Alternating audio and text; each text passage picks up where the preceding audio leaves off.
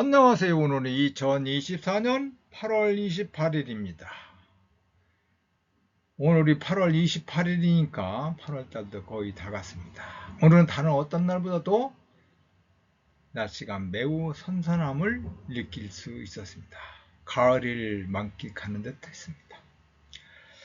오늘은 여러분들 중에 질문 중에 하나가 언제 이 내용을 만들어서 올리느냐, 그리고 강의 내용이 왜 이렇게 인터벌이 기냐 라고 질문을 하길래 오늘은 관련하여 소개를 하고자 합니다.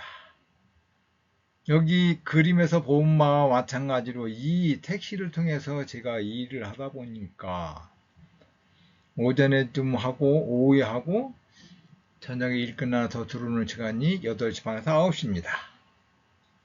그때 들어와서 샤워하고 밥 먹고 피곤해 쩔어 있는 상태에서 책상에 앉아 졸다가 머리를 노트북에 부딪히면서 가까스로 해서 작업을 해 올리는 것이 강의 내용들입니다.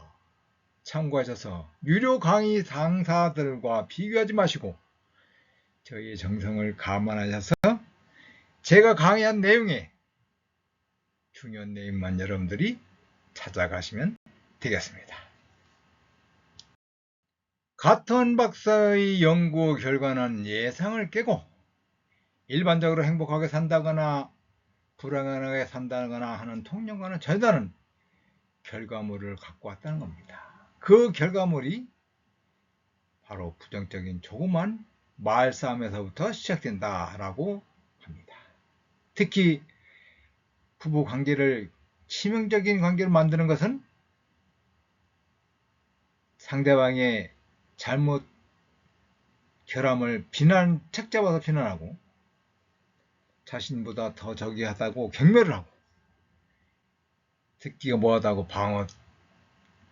방어하다가 안 되면은 오히려 넌 뭘 잘했는데 하고 반격하고, 그리고 안 되면은 휴대폰에 빠지거나 아니면 밖으로 나가는 도피를 하더라는 결과물입니다.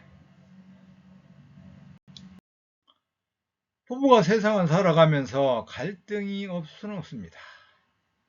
그 갈등의 문제가 성격, 경제력, 부모 형제 간의 문제가 아니고 결혼 후에 일어난 크고 작은 일로부터 그때그때 상황에 대처하는 것들이 종합 결과물로서 어느 한쪽만 노력을 한다고 해서 되는 일이 아님을 상기시키고 싶습니다.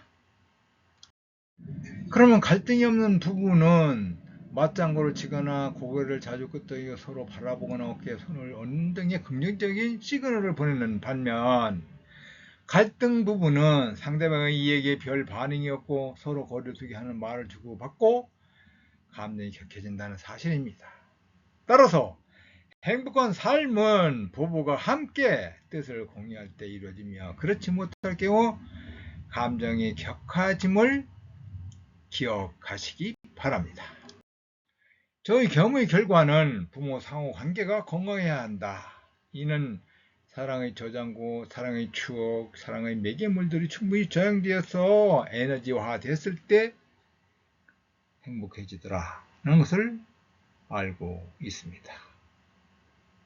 반면 그렇지 못한 부부들에서는 부정적인 싸움 방식, 조그마한 부정적인 말싸움이 관계가 더욱 치명적으로 끌고 가더라. 거기에는 비난, 경멸, 방어, 반격, 도피 등을 하더라 하는 겁니다. 그럼 위기시 대화로 가족 행복을 위한 조언을 드린다면은 부모 상호 관계가 건강해야 함을 말씀드립니다. 평소 사랑의 에너지, 추억, 매일물이 충전된 상태, 즉 부부 간에 함께하는 시간, 인정하는 말, 그리고 작지만 선물, 그리고 부인이 또는 남편이 할 때 도와주는 일, 그리고 그런 때마다 고맙다는 스킨십, 기타 주로 사랑의 애기 표현을 한다는 등이 곧 사랑의 건강 표현이다 라는 거죠. 두 번째는 갈등을 대하는 태도가 좀 더 점잖고 부드러워야 하고, 이것은 늘 조심하고 부부 상호 간의 존중함을 의식적으로 생각이 필요하다는 것입니다. 결국 자신이 먼저 이와 같은 생각으로 배우자를 인정하고 존경받을 사람으로서의 나의 행동을 바꾸면 어떨까요? 이상으로 부부에게 위기시 찾아오는 것은 무엇일까라는 소재를 가지고 설명을 해 올렸습니다.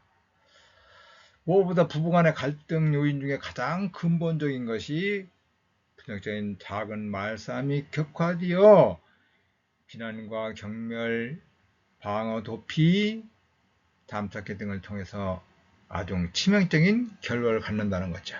따라서 제가 이야기했듯이 부부 상호간에 서로 인격적 존경과 존중을 받을 수 있도록 노력해야 한다는 사실을 염두에 두고, 그것은 누구부터? 나부터 행동으로 바꾸면 어떨까요? 라고 말씀을 드리면서 강의를 마치겠습니다. 감사합니다.